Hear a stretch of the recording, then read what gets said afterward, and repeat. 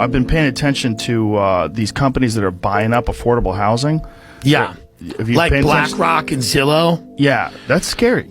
It is scary. That's scary because if they can move the entire country into renting, like that's right. Nobody can own it. Well, that's what they want to do. Right. That's what I'm saying. They don't want anyone to own anything. If you get a giant majority of the population that are just renters, that don't ever own property, they never have their own real home. Yeah. And then you make sure that you control their wage because you have massive corporations, whether it's Target or Amazon or whatever, and they limit the amount of possible growth you have within a company. Yeah.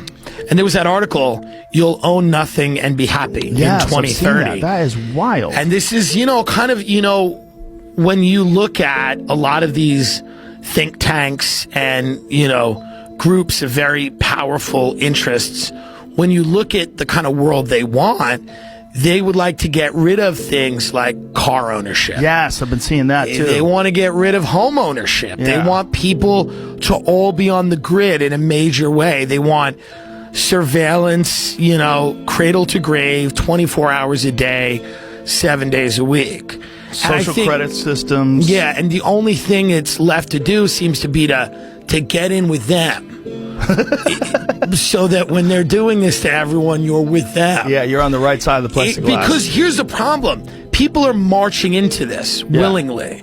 They're like marching into it. It's like my aunt or the other aunt. Like people, as long as their team wins, they don't really care what rights they lose and what things end up looking like. Yeah, they don't. There's a lot of people that don't. They're so tribal that if the right-wing people want something, they want the opposite of that, even if it kills them. And so I think that there's a lot of exaggerated positions by people that take up these really amplified right-wing positions, and it's probably like Russian trolls or Chinese trolls or something like that. And they take up these positions which force the people on the left to get even more crazy with their Marxist ideas and leftist ideas. They turn it up. They're being played. They turn it up. And very few people are autonomous. Very few people have their own But we're also a silly country now, so we have kids in the suburbs calling themselves Maoists, unironically, in these leafy green suburbs. And then we have the alt-right, and it's the same kids, and they want a return to the Holy Roman Empire.